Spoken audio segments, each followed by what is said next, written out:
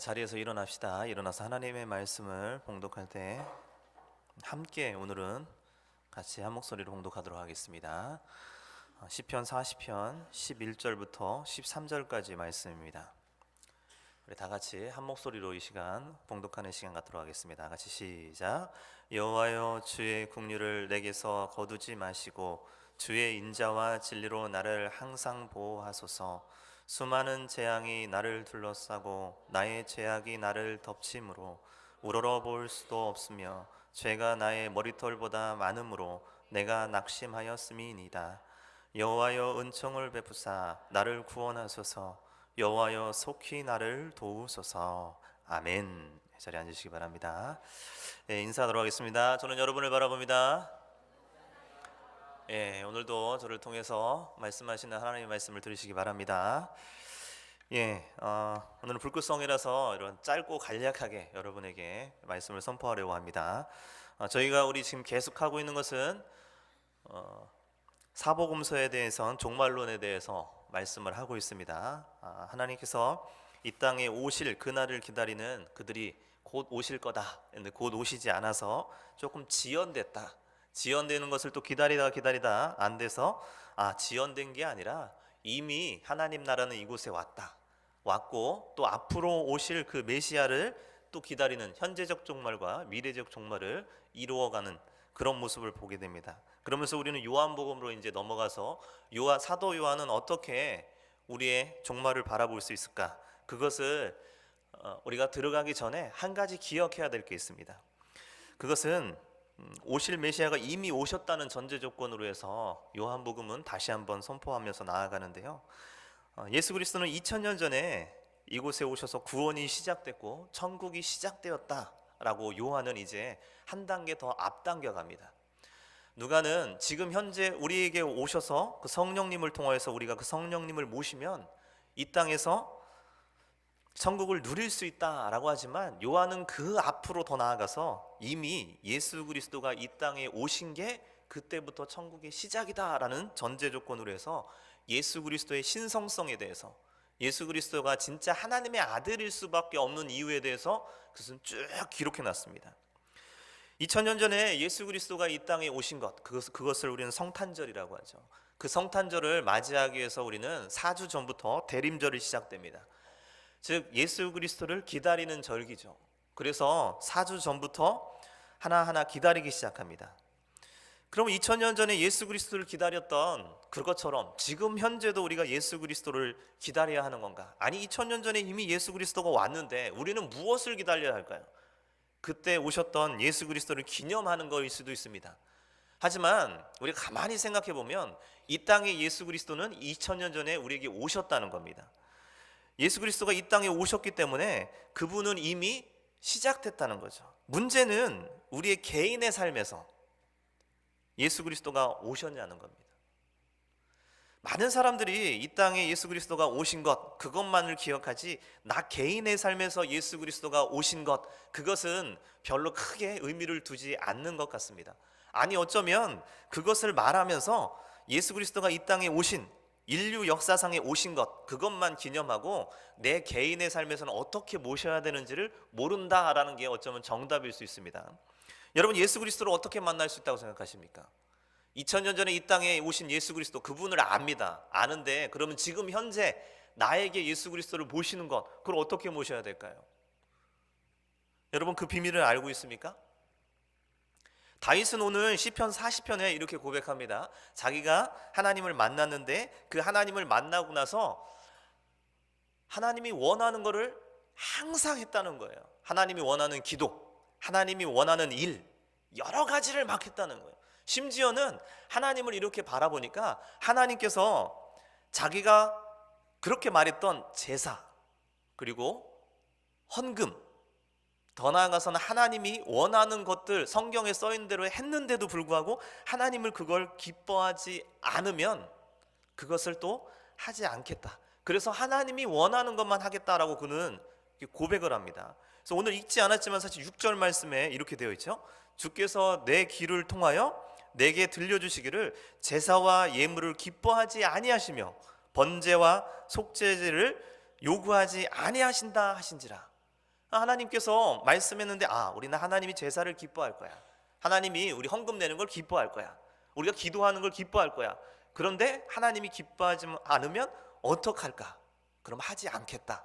그래서 하나님이 기뻐하는 것이 무엇인지 더 찾겠다. 그래서 다윗은 말하죠. 하나님의 말씀, 하나님이 원하는 것만은 내가 하겠다. 이렇게 해서 그리고 이것을 많은 회중들에게 선포하고 그 회중들이 이걸 들을 수 있게 하겠다. 그런데 이걸 들어야 할 사람들이 너무나 많다. 너무나 많아서 내가 이것을 다 전파할 수 있을지 없을지 모르겠다 라고 다윗은 말을 합니다. 그래도 내가 하나님이 원하는 것을 전파하고 그것을 행동할 것을 하나님은 아신다 라고 말을 해요. 이것을 뭐라고 하냐면요, 공덕이라고 합니다. 여러분, 공덕이란 말을 많이 들어보셨어요? 공덕이란 것은 무엇입니까? 어떤 일을 해서 공식적으로 해서 인정받는 것. 그러니까 내가 이렇게 하나님이 원하는 일을 해서 하나님께 인정받겠다고 해요. 그런데 이거는 그렇게 해서 하나님을 만날 수 있는 게 아닙니다. 다윗은 이렇게 공덕을 얘기했지만 자기가 이렇게 해서 하나님을 만날 수 없다는 것을 그는 깨달았어요.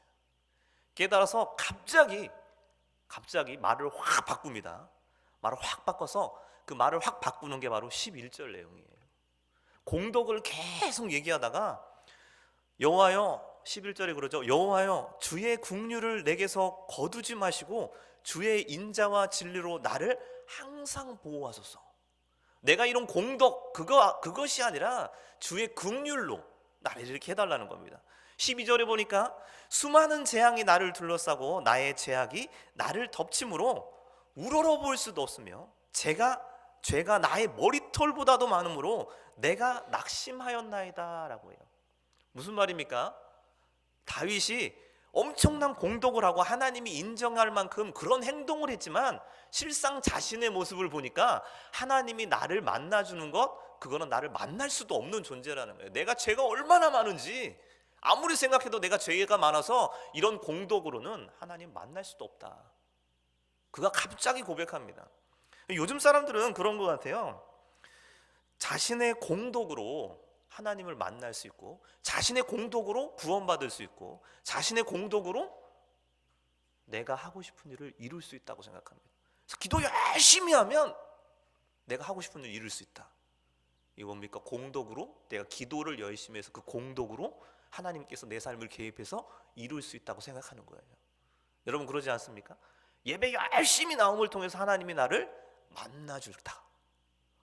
공덕이죠. 내가 열심히 예배 드림을 통하여서 그 열심 때문에 하나님이 나를 만나줄 거다. 이렇게 공덕으로 생각한다는 거예요. 근데 다윗이 큰 깨달음을 얻습니다. 이 공덕이 아니구나. 나는 내 죄를 바라보니까 나 상태를 이렇게 바라보니까 죄가 얼마나 많은지 머리털보다도 죄가 많아서 하나님이 나한테 찾아오는 것 그 자체도 부담 가고 하나님이 또한 나 같은 인간을 찾아올 가치도 없겠다. 난 하나님을 만날 수도 없는 존재구나 라고 깨닫고 자신의 죄를 고백합니다. 그리고 나서 13절에 결론적으로 말하죠. 아주 중요한 말씀이에요. 13절이 여호와여 은총을 베푸사 나를 구원하소서. 여호와여 속히 나를 도우소서. 내가 이렇게 공덕을 막 행했는데 하나님 나에게 오셔서 이 공덕을 바라보시고 이 공덕에 응답해 주십시오가 아니라 은총을 베풀어 주십시오라고 합니다. 은총은 무슨 말이냐면 내 행동과 상관없이 하나님이 일방적으로 나를 찾아오는 거예요. 그러니까 내 행동과 내 어떤 기도 그리고 말씀 잘 듣는 거 그리고 예배 잘 드리는 거 이거와 상관없이 하나님 마음이라는 거예요. 내가 아무리 예배 잘 드려도 내 자신을 보니까 나는 죄가 가득해요. 내가 아무리 기도 열심히 해도 내가 죄가 가득하다는 거예요. 그래서 그거를 깨닫는 순간 내가 아무리 공덕을 쌓는다 할지라도 하나님이 나한테 오실 수는 없구나. 나 이런 존재니까 하고 다윗은 낙심합니다. 그리고 나서 이 모든 것을 해결할 수 있는 방법은 무엇일까? 그거는 나의 행동과 상관없이 하나님이 그냥 나에게 은총을 베풀어서 나에게 오시는 것, 그게 중요하다는 거예요. 그게 내 마음 상태 아무 쓸모 없습니다. 내가 열심히 기도하는 거 어쩌면 아무 쓸모 없습니다. 그것이 하나님을 만나는 데는 쓸모 없다는 얘기예요. 잘 기억하셔야 돼요. 하나님을 만나는 데 있어서는 내 기도, 그리고 내가 열심히 주에 봉사하는 거, 그 쓸모 없다는 거예요.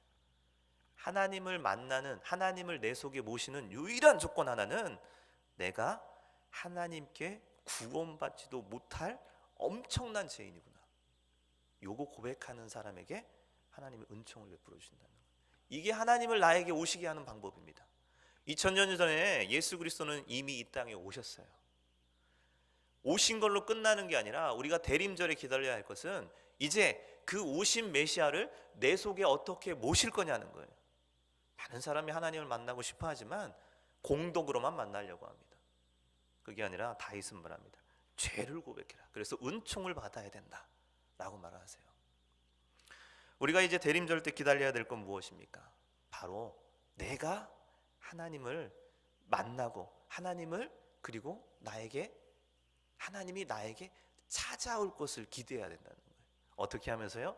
이 대림절 기간에 나는 죄인이구나, 나는 구원받을 수도 없는 존재구나, 그렇기 때문에 하나님이 나를 선택해주는 이 은총이 있어야겠구나, 하나님이 이 은총을 베풀어 주십시오. 그래서 속히 나에게 와서 도와주십시오. 이게 지금 예수 그리스도가 오신 2000년 후에 우리가 이 대림절을 지켜야 할 방법입니다. 왜 이렇게 지켜야 할까요? 우리가 아무리 예수 그리스도가 이 땅에 오셨다 할지라도 나와 상관없으면 아무것도 아니기 때문이에요. 우리는 미국의 오바마 대통령이 미국의 대통령이라는 걸 압니다. 오바마 대통령이 근데 나와 관련이 있습니까? 아무 관련이 없어요.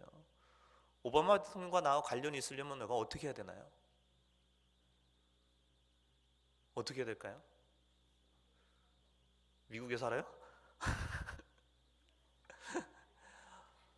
어떻게든 관련이 있는 무언가를 자꾸 만들어야 돼요. 그래야지 뭔가 관련이 있죠. 오바마 대통령이 너무 멀게 느껴집니까? 그러면 좀 생각해 보십시오. 앞에 있는 목사가, 여러분이 제가 목사라는 걸 다 알아요. 근데 여러분은 저와 관련이 있습니까? 내 삶과 우리 목사님과 관련이 있으세요? 우리 목사님이 나에 대해서 기도해주고 나에 대해서 알려면 내가 찾아가는 수밖에 없어요. 우리 목사님이 찾아오시겠지, 찾아갈 수도 있겠죠. 그런데 나를 알려야 됩니다. 그 나를 알려야지만이 그것을 위해서 기도해 줄 수 있고 그 삶을 들어갈 수 있는 거예요. 예수님도 마찬가지입니다. 예수님이 우리에게 말씀하시는 거예요. 너의 죄를 나에게 말하라는 거예요. 너의 죄에 대해서 말하면 내가 개입해 주겠다는 거예요. 하나님, 저 기도 많이 했으니까 저 잘났죠? 하나님, 저 예배 잘 드리니까 한 주간 또 나 지켜주실 거죠? 하나님, 나 헌금 많이 냈으니까 더 많은 재물 허락해 주실 거죠? 주님 그러죠. 근데 공덕이다, 나랑 너무 관련이 없다. 그거는 내가 좋아할 거라는 전제 조건 하에서 하는 행동이지. 그래서 다윗이 고백하죠. 제사와 예물을 기뻐하지 않으시면 어떡하지? 그럼 나는 그걸 안 하겠다 라고 말해요. 그렇다고 예배를 드리지 말고 뭐 이런 건 아니에요. 공덕은 그러면 무엇이냐? 공덕이라는 것을 정의를 내려줘야죠. 공덕은 예수 그리스도를 경험한 사람, 은총을 경험한 사람이 이 은총이 너무 커서 감사해서 하는 행동이 공덕입니다. 내가 이 행동을 통해서 뭔가를 받아야지 하는 것이 아니라 나에게 주신 이 은혜가 나 자신을 봤을 때는 하나님이 나에게 오실 수도 없는 내 존재인데 하나님이 나에게 오셨어요. 그것이 너무 감사해서 그 감사의 표현으로 예배가 나오는 거고, 그 감사의 표현으로 헌금이 나오는 거고, 그 감사의 표현으로 하나님께 봉사의 자리로 가서 공덕을 쌓는 거지. 그것을 가지고 내가 하나님을 만날 수 있다는 전제 조건은 다 피해 버리십시오. 이제 대림절의 첫 번째 주일입니다. 아기 예수를 기다리는 시간이에요. 2000년 전에 아기 예수는 이 땅에 오셨습니다. 이 오신 분과 나와 관련이 있으려면 이제 이 대림절 기간에 나의 죄를 고백하고 나의 모든 걸 드려서 나의 죄스러운 부분까지도 다 드려서 완전히 나를 하나님께 드러내서 하나님이 나에게 은총 내려주셔서 내가 하나님과 관련 있는 사람, 그런 사람 되기를 소망해서 예수 그리스도를 만나는 것, 그게 이 대림절 기간에 우리가 개인적으로 하나님을 기다려야 할 그런 시간입니다. 우리의 공덕이 아니라 은총이 먼저입니다. 은총을 받기 위해서 이 땅에 천국, 은총은 바로 우리에게 천국을 이끌어 주시는 겁니다. 내 삶에 예수 그리스도가 오시면 그때부터 천국이죠. 그 천국을 우리가 실현된 종말이라고 하죠. 이것을 경험하기 위해서는 나 자신을 주님 앞에 내보이면 됩니다. 그게 죄악된 모습이라 할지라도 나는 갈 수 없는 존재라, 그렇게 하나님께 고백해서 나 자신을 인식하고 하나님께 나의 모든 것을 보여주는 겁니다. 그때 주님은 우리에게 은총을 베풀어 주십니다. 예수님이 나에게 임해 주실 것을 기다리는 것, 그래서 이 개인적인 대림절이 완벽하게 이루어지고 각각 개개인이 성령에 임했던 것처럼 우리 청년부 그리고 오늘 예배드리는 모든 분들에게 하나님이 개입해서 내 삶에 예수 그리스도를 모시는 귀한 대림절 기간이 되기를 간절히 소망합니다.